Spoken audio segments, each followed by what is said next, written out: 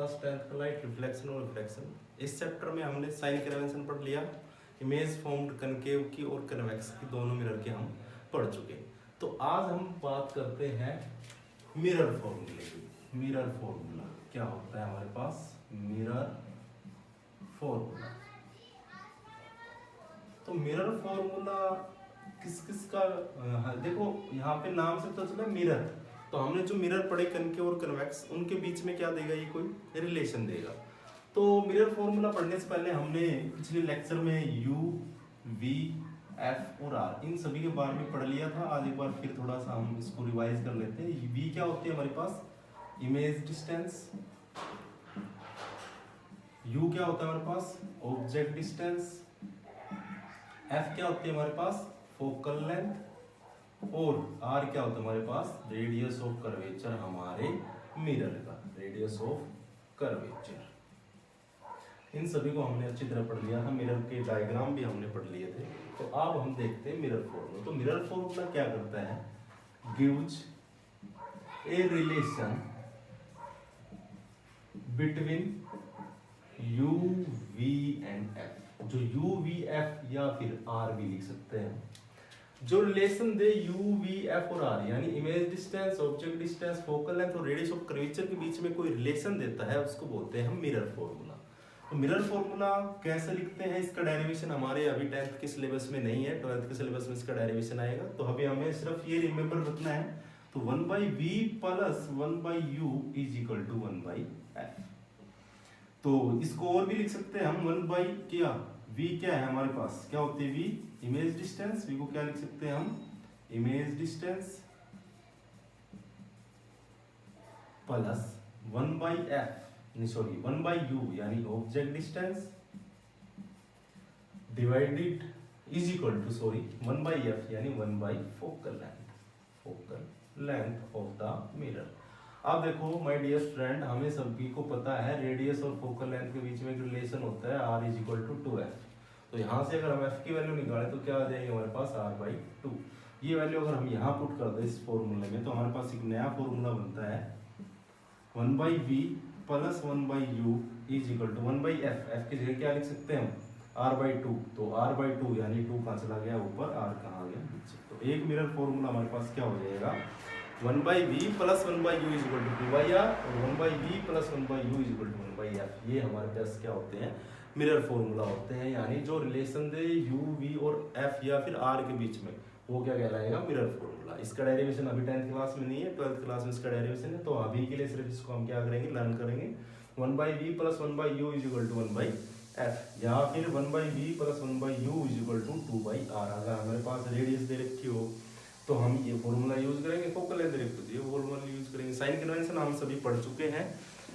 तो अब देखो यहाँ पे एक और टर्म हम पढ़ते हैं, मैग्निफिकेशन। क्या पढ़ते हैं? मैग्निफिकेशन क्या होती है हमारे पास? तो मैग्निफिकेशन क्या होती है? हम पहले भी हमने आपको बताया, जब इमेज के जो साइज थे उसके बारे में डिस्कस किया था, तो वहां पे हमने बताया था मैग्निफिकेशन क्या होती है? एनलार्जमेंट। भाई कोई ऑब्जेक्ट है तो इमेज बनती है, तो इमेज कितनी बड़ी है ऑब्जेक्ट से, इमेज कितनी बड़ी है। तो मैग्निफिकेशन क्या होती है? इसको लीनियर मैग्निफिकेशन भी हम बोलते हैं, लीनियर मैग्निफिकेशन, लीनियर मैग्निफिकेशन। तो इसका मतलब क्या है भाई? एनलार्जमेंट। मैग्निफिकेशन क्या होती है? Enlargement of image. भाई इमेज कितनी बड़ी है ऑब्जेक्ट से, वो हमारी क्या होगी? मैग्निफिकेशन होगी। उसको क्या बोलेंगे हम? मैग्निफाइड इमेज बोलेंगे। वैसे इसकी अगर डेफिनेशन की बात करें हम, तो डेफिनेशन क्या लिखते हैं हम? It is the ratio of, किसका रेशियो? हाइट ऑफ इमेज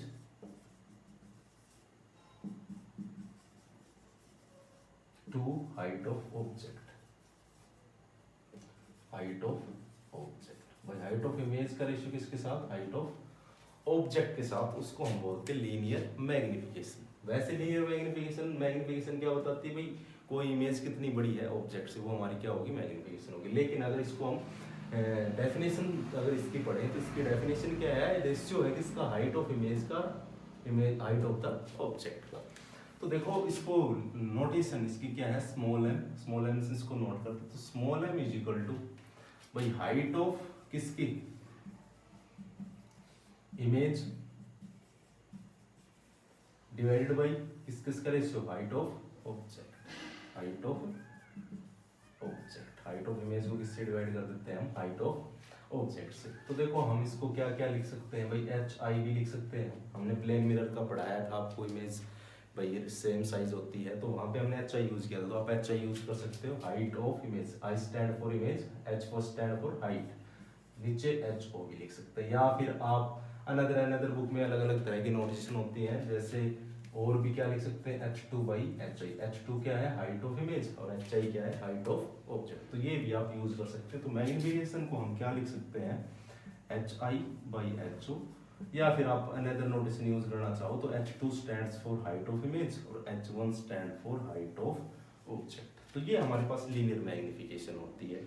तो देखो अलग अलग इमेज के लिए हमारे पास रियल इमेज भी होती है, वर्चुअल इमेज भी होती है, उन सभी के लिए मैग्निफिकेशन की वैल्यू भी क्या होगी, अलग अलग होगी। तो अगर फर्स्ट केस की बात करें, अगर हमारे पास H2 ज्यादा है किससे, H1 से, या फिर बोले और अगर हम लिख देते हैं दोनों नोटेशन में HI ज्यादा है किससे, HO से, यानी इमेज कैसी है, मैग्नीफाइड है, तो मैग्निफिकेशन क्या होगी, मैग्नीफाइड इमेज है अगर हमारे पास, मैग्नीफाइड होगी ना। देखो हाइट ऑफ इमेज ज्यादा है किससे, हाइट ऑफ ऑब्जेक्ट से, तो इसको क्या बोलेंगे, मैग्नीफाइड इमेज। तो मैग्निफिकेशन क्या होगी, तो यहाँ से मैग्निफिकेशन हम कैसे लिखेंगे भाई, HI बाई HO या फिर H2 बाई H1। इसका मतलब क्या है कि H2 ग्रेटर देन है H1 से, तो ये H2 क्या है, ज्यादा है किससे, H1 से, तो ये पूरी क्वांटिटी जो है ये ग्रेटर देन क्या होगी, 1 होगी ना।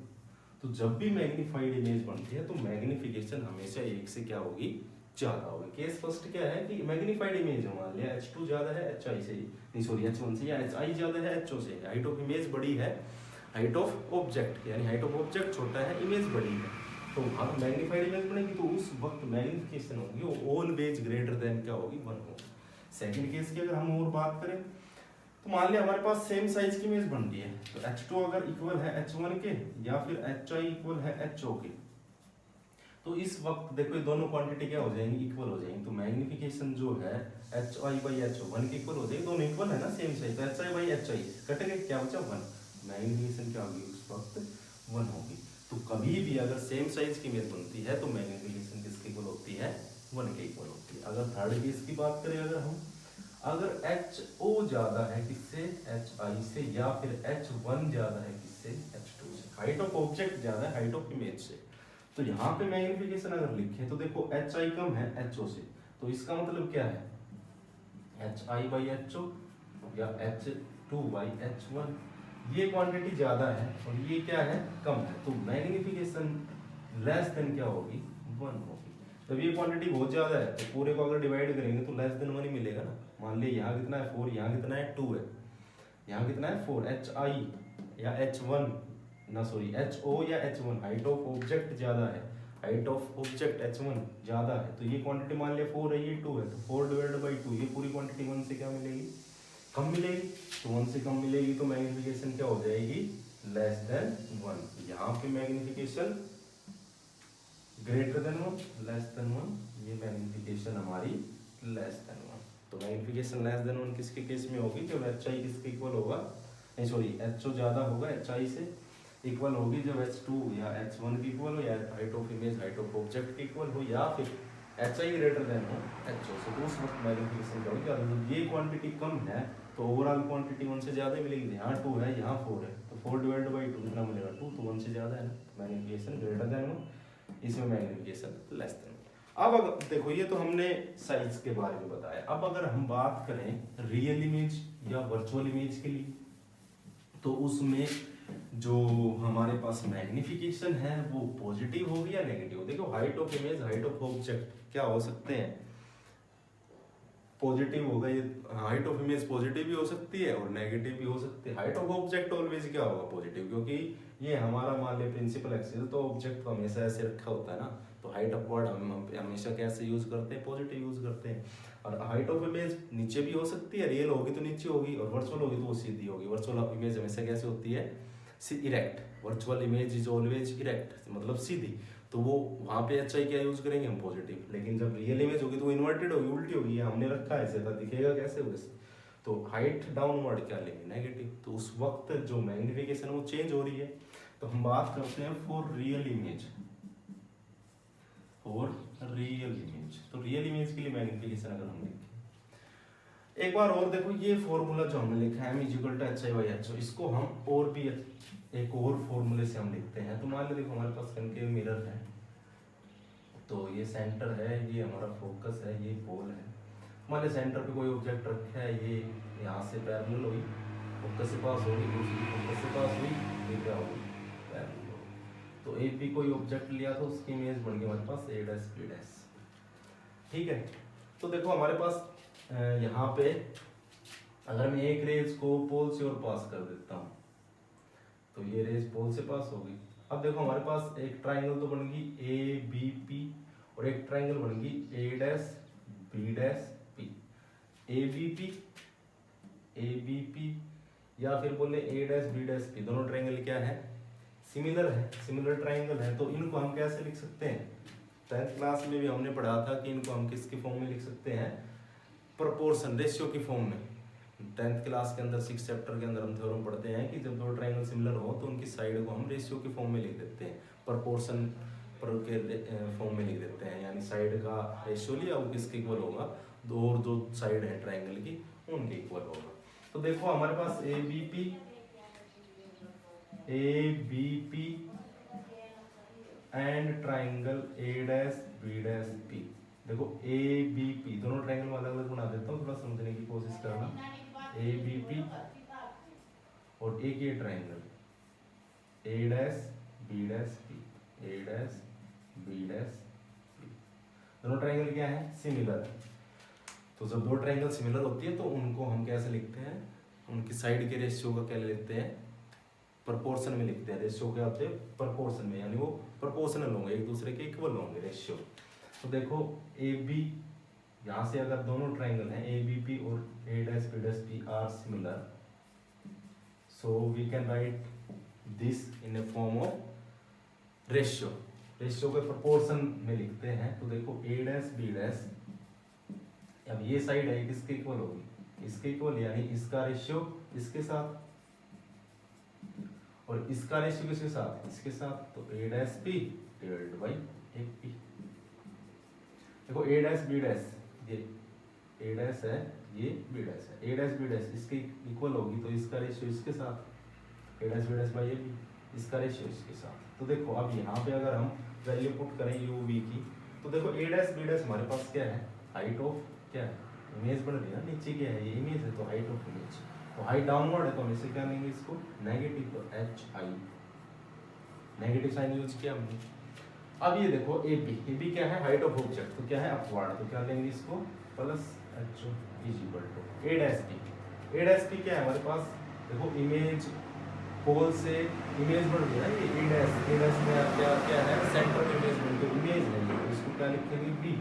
और ये क्या है, ऑब्जेक्ट, ए से पी के बीच की डिस्टेंस क्या होगी, ऑब्जेक्ट डिस्टेंस होगी ना, ये ऑब्जेक्ट रखा है, तो ए से पी के बीच की डिस्टेंस u, और ए डैश पी क्या हो गया हमारे पास p। साइन कन्वेंशन यूज करते हैं, तो देखो दोनों डिस्टेंस किस साइड मेजर कर रहे हैं, हम इस साइड मेजर कर रहे हैं, तो इस साइड वाले डिस्टेंस में हम क्या लेते हैं, नेगेटिव लेते हैं। तो minus v, a dash p क्या हो गया, माइनस वी, और ए पी प्लस ना सॉरी माइनस यू, इस साइड है ना दोनों चीजें, दोनों को क्या लेंगे, नेगेटिव लेंगे। तो यहाँ से ये चीज किसके इक्वल है, एच आई बाई एच।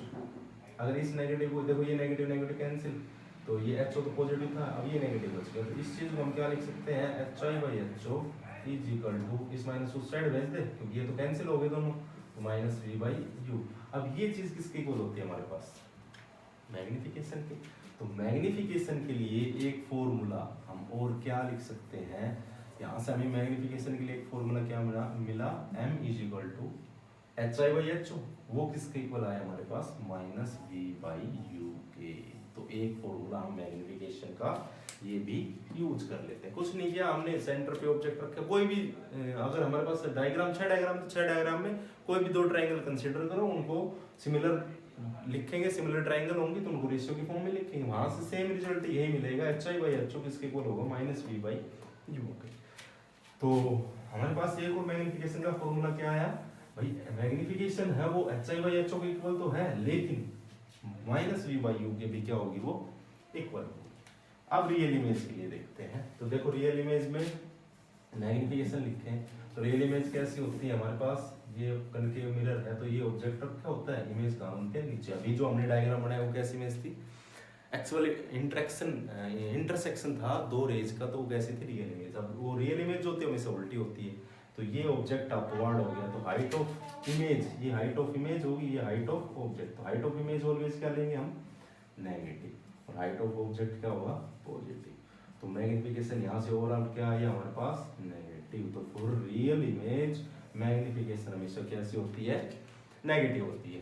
अब बात करें वर्चुअल इमेज की, फॉर वर्चुअल इमेज, तो वर्चुअल इमेज के लिए देखो, जो वर्चुअल इमेज होती है वो इमेज क्या होती है, इरेक्ट। तो ये कोई ऑब्जेक्ट था, तो यहाँ पे देखो इमेज बनी थी, जब ऑब्जेक्ट कहाँ रखा था, एफ और पी के बीच में। डायग्राम एक बार दोबारा रिकॉल कर लेना, जब ऑब्जेक्ट एफ और पी के बीच में रखा था तो हाईली मैग्नीफाइड इमेज बनी थी हमारे पास। तो देखो ये हाइट ऑफ ऑब्जेक्ट है, हाइट ऑफ इमेज है, दोनों है तो अपवर्ड ही, तो दोनों क्या लेंगे, पॉजिटिव। तो यहाँ से मैग्निफिकेशन क्या हो जाएगी भाई, plus H I, height of image upward, height of object भी अपवर्ड, दोनों पॉजिटिव, तो क्या मिली, मैग्निफिकेशन पॉजिटिव मिली। तो रियल इमेज के लिए मैग्निफिकेशन नेगेटिव होती है और वर्चुअल इमेज के लिए मैग्निफिकेशन पॉजिटिव होती है। ठीक है, तो ये दोनों बातें ध्यान रखेंगे कि हमारे पास फॉर्मूला क्या होगा, m is equal to h i by h o which is equal to minus v by u, या फिर आप ये नोटेशन यूज करते हो h2 हाइट ऑफ इमेज के लिए, h1 हाइट ऑफ ऑब्जेक्ट के लिए, तो आप ये भी यूज कर सकते हो। और एक हमारे पास फॉर्मूला क्या था, मिरर फॉर्मूला, जो रिलेशन देता है फोकल लेंथ, ऑब्जेक्ट डिस्टेंस और इमेज डिस्टेंस के बीच में। और यहाँ पे अगर हम f की जगह क्या यूज करते हैं, r/2, तो यहाँ से r हो जाएगा, ऊपर चला जाएगा 2। ये सभी डिस्टेंस किस में लिखेंगे हम, मीटर में। भाई ऑब्जेक्ट डिस्टेंस है, इमेज डिस्टेंस है, सभी को किस में मेजर करेंगे, मीटर में मेजर करते हैं। सेंटीमीटर में दे रखा हो तो आप सेंटीमीटर में आंसर निकाल सकते हो, अगर मीटर में दे रखा हो तो आप मीटर में निकाल सकते हो। या फिर आंसर पूछ रखते हैं भाई सेंटीमीटर में दे रखे हैं सभी डिस्टेंसेस, पूछ रखते हैं भाई मीटर में आंसर निकालना है, तो आप मीटर उनको कन्वर्ट कर सकते हैं। तो ये हमारे पास क्या थी, लीनियर मैग्निफिकेशन कनकेव के लिए और कन्वेक्स के लिए। मैग्निफिकेशन की बात करें अगर हम, तो देखो कनकेव में रियल इमेज भी बनती है और वर्चुअल इमेज भी बनती है, तो मैग्निफिकेशन पॉजिटिव भी हो सकती है, मैग्निफिकेशन नेगेटिव भी हो सकती है। बट बात करें कन्वेक्स की हम, तो कन्वेक्स के अंदर मैग्निफिकेशन क्या होगी, ऑलवेज पॉजिटिव होगी ना, क्योंकि उसके अंदर सिर्फ कैसी इमेज बनती है, वर्चुअल एंड इरेक्ट, उसमें हमेशा वर्चुअल इरेक्ट इमेज बनती है, और ये क्या होती है, रियल एंड इन्वर्टेड। तो पिछले लेक्चर देखो अच्छी तरह, फिर आगे करना। तो वर्चुअल और इरेक्ट इमेज होगी, मैग्निफिकेशन पॉजिटिव, तो कन्वेक्स के अंदर ऑलवेज वर्चुअल इरेक्ट इमेज बनती है, तो हमेशा मैग्निफिकेशन पॉजिटिव। कनकेव के अंदर पॉजिटिव भी हो सकती है और नेगेटिव भी हो सकती है। वो क्यों होगी, क्योंकि उसके अंदर इमेज हमारे पास रियल भी बनती है, और एक केस ऐसा है जब इमेज कैसी बनती है, वर्चुअल। कब, जब ऑब्जेक्ट एफ और पी के बीच में रखा होता है, तो हमारे पास इमेज कैसी बनती है, वर्चुअल एंड इरेक्ट, और साइज क्या, तो उसका magnified.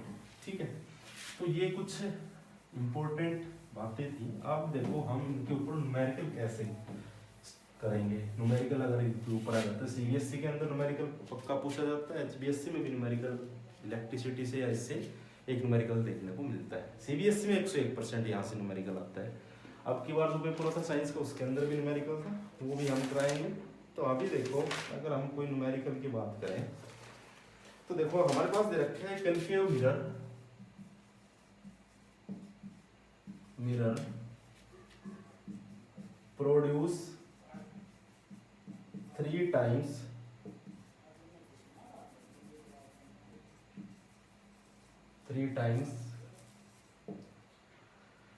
magnified image on a screen if the object is placed 20 centimeter in front of mirror. How far is the screen from the object? तो यहाँ पे देखो हमारे पास क्या दे रखा है, कनकेव मिरर है जो 3 टाइम्स मैग्नीफाइड इमेज प्रोड्यूस कर रहा है स्क्रीन के ऊपर। तो यहाँ पे देखो एक वर्ड है स्क्रीन।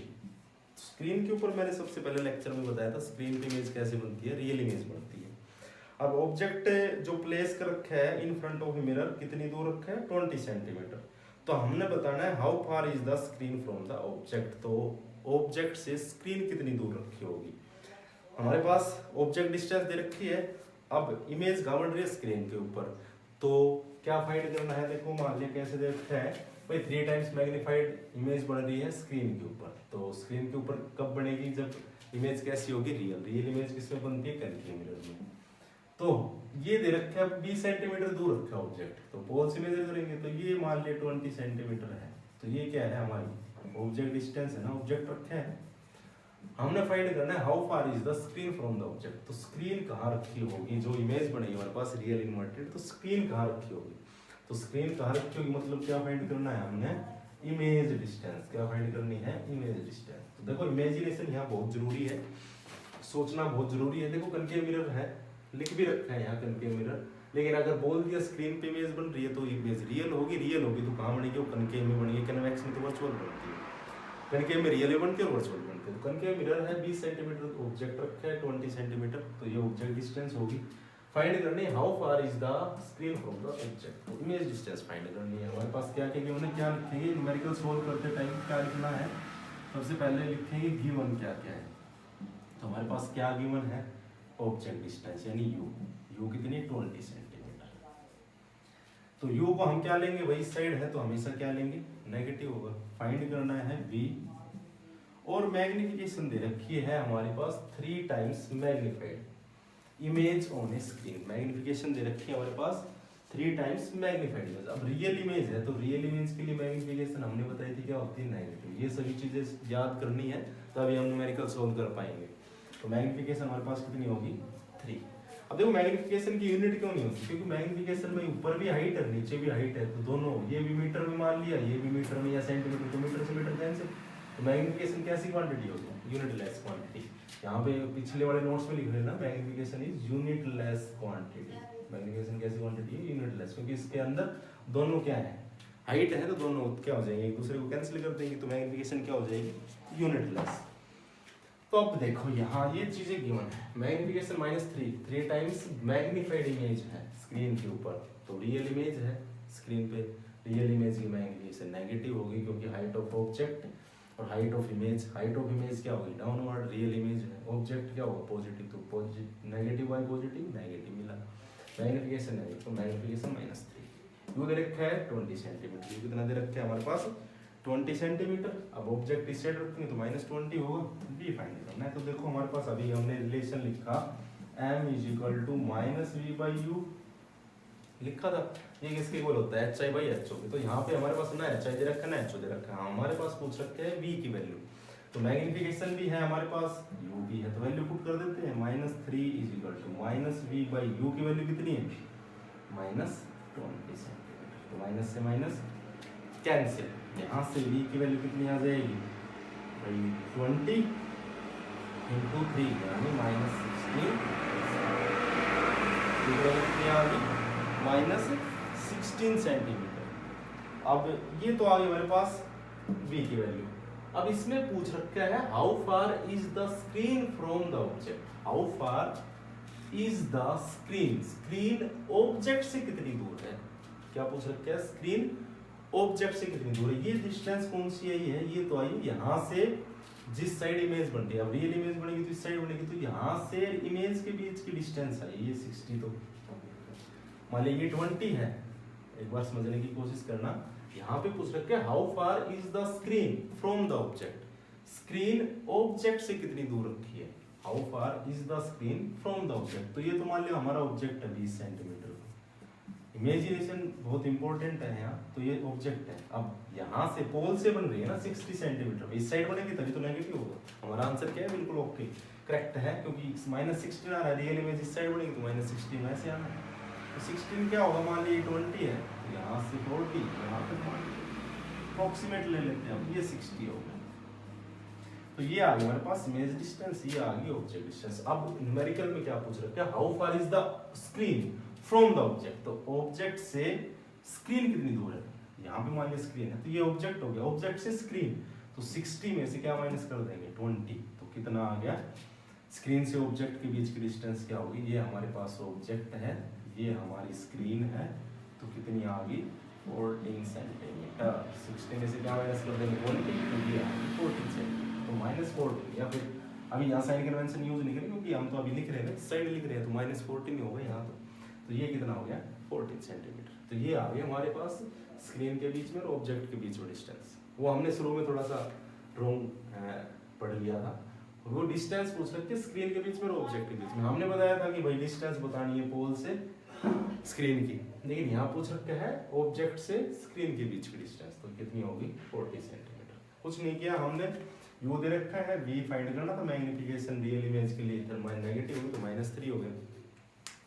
ये वैल्यू यहाँ पुट कर देंगे, फॉर्मूला हमने लिखा था -v/2, तो यहाँ से क्या आ गई ऑब्जेक्ट और स्क्रीन के बीच की डिस्टेंस 40 सेंटीमीटर।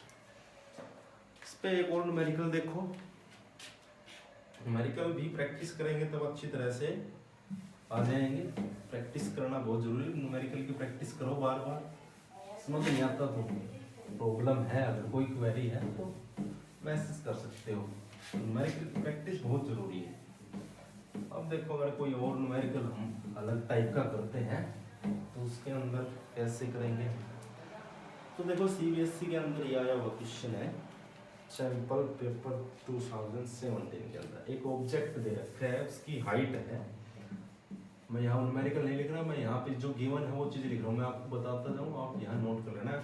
एक ऑब्जेक्ट उसकी हाइट दे रखी है, ऑब्जेक्ट हाइट यानी HO हमारे पास दे रखी है 1.2, तो ऑब्जेक्ट हाइट हमेशा अपवर्ड होगी तो हमेशा क्या लेंगे पॉजिटिव, साइन यूज करते जा रहे हैं हम साथ साथ।